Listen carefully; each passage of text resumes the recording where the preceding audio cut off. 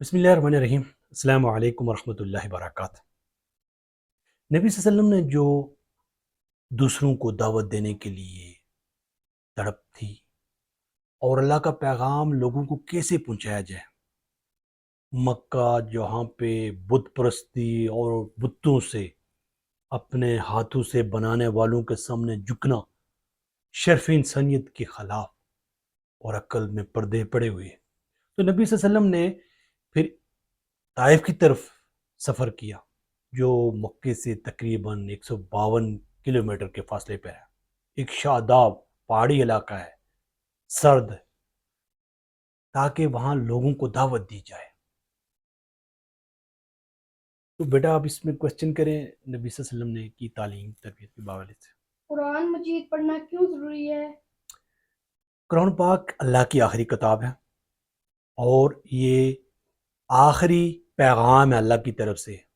تمام انبیاء کرام پہ صحیفے کتابیں نازل کی گئی تاکہ لوگوں کو اللہ کی طرف بلایا جائے،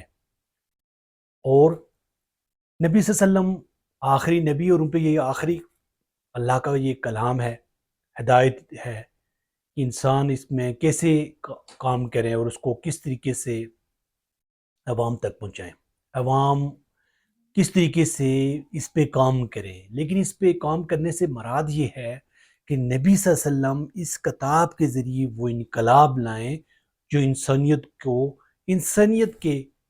پھندے سے نکالیں، انسانیت کے جو اخلاقیات خود اور جو صاف اور خود طے کر رہے ہیں وہ انصاف نہیں دے سکتے، عدل نہیں دے سکتے، وہی رب دے سکتا ہے جو کائنات کا مالک ہے۔ اور قرآن پاک ہی اللہ کی آخری کتاب ہے، اس کو پڑھا جائے، اس کو سمجھا جائے، اس پہ عمل کیا جائے اور زندگی پہ کس طریقے سے ہم آگے بڑھ سکتے ہیں۔ اور آپ بیٹا صلی اللہ علیہ وسلم نے طائف کا سفر کس مقصد کے لیے فرمایا تھا؟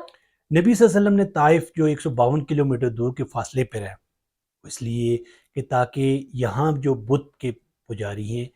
اور عام الحزن 10 سال جو عام الحزن جو حضرت خدیجہ کا انتقال ہو گیا، ابو طالب تھے وہ جو نبی صلی اللہ علیہ وسلم کو پروٹیکٹ کر رہے تھے، حضرت خدیجہ جو ان کی غم اسار تکلیف پریشانی ہر طرح سے معاونت کرنے والی، وہ جب چلی گئیں تو نبی صلی اللہ علیہ وسلم انتہائی غمگین تھے، اور نبی صلی اللہ علیہ وسلم کو کس پروسیس سے گزارا گیا ہے، یعنی کس غربت سے، کس یتیمی اور افلاسی سے گزارا گیا ہے۔ کوئی بھی دنیا میں اگر آگے بڑھے گا تو مسائل آئیں گے، اور پیغمبر خدا کو سب سے زیادہ مسائل دنیا بھر میں ہر طرح سے مسائل، اور ان کو کس طریقے سے حل کرنے کی کوشش کیا، اور وہاں پہ پھر گئے ہیں اور سفر کیا، اور وہاں پہ جو دعوت دی تینوں بھائیوں کو، اور تینوں بھائی جو ہیں انکار کر دیا، اور اوباش لڑکوں کو نبی صلی اللہ علیہ وسلم کے پیچھے لگا لیا، اور جو نبی صلی اللہ علیہ وسلم پہ پتھر برساتے اور ان کو خون آلود کر دیا، ان کے خون سے ان کے جوتے مبارک بھر گئے، اور ان کے غلام زید بن حارثہ ان کو شیلڈ کرتے آگے سے، وہ بھی زخمی ہو گئے۔ پھر نبی صلی اللہ علیہ وسلم نے ایک باغ میں پناہ لی، اور کیا غمگین ہے۔ حضرت عائشہ نے ایک دفعہ پوچھا تھا نبی صلی اللہ علیہ وسلم کے طائف کیا احد سے، کیونکہ ان کی تو اس وقت عمر تھی، انہوں نے کہا کیا احد سے بھی آپ کے زیادہ کوئی تکلیف دہ دن گزرا ہے؟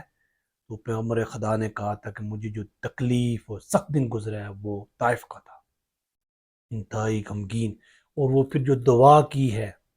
نبی صلی اللہ علیہ وسلم نے اللہ کے حضور میں، یہ کن لوگوں کے حوالے کر دیا ہے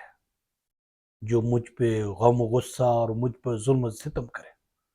لیکن پھر نبی صلی اللہ علیہ وسلم کو جب انہوں نے یہ کہا کہ اگر تو ناراض نہیں ہے، اگر تو مجھ سے راضی ہے تو یہ کوئی چیز بھاری نہیں ہے، یہ برداشت کیا ہے نبی صلی اللہ علیہ وسلم نے طائف کے انتہائی خطرناک، اور نبی صلی اللہ علیہ وسلم نے پھر وہ طائف والوں کے لیے بددعا نہیں کی۔ آگے کیا ہے بیٹا کا؟ آخری سوال، پیارے نبی صلی اللہ علیہ وسلم نے پہاڑوں کے فرشتے کو کیا جواب دیا؟ نبی صلی اللہ علیہ وسلم جب وہاں پہ انتہائی محنت مشقت اٹھا کے گئے ہیں، اور کوئی بھی نہیں، آپ یہ سوچ لیں کہ کفار جو ہے نبی صلی اللہ علیہ وسلم کے در پہ ہیں، کیسے اکیلے ملیں، ان پہ ایک ہی وار کیا جائے، اور نبی صلی اللہ علیہ وسلم کو جو تحفظ دینے والے چچا، انتائی، مخلص ابو طالب ہے، ابو طالب اس دنیا سے چلے گئے ہیں، اور دل لبانے والی وہ اپنے گھر سے آتے تھے، حضرت خدیجہ رضی اللہ تعالیٰ عنہ وہ چلی گئی ہیں، تو وہ کتنے خوبصورت طریقے سے وہ اس پیغام کو اپنے صرف زید بن حارثہ لے کے گئے تھے، اور اس وقت جب پہاڑ میں کے فرشتے نہ آتے ہیں اور کہتے ہیں کہ نبی صلی اللہ علیہ وسلم نے جب پناہ لی تھی اس باغ میں، اور ایک یہ دونوں بھائیوں کا تھا،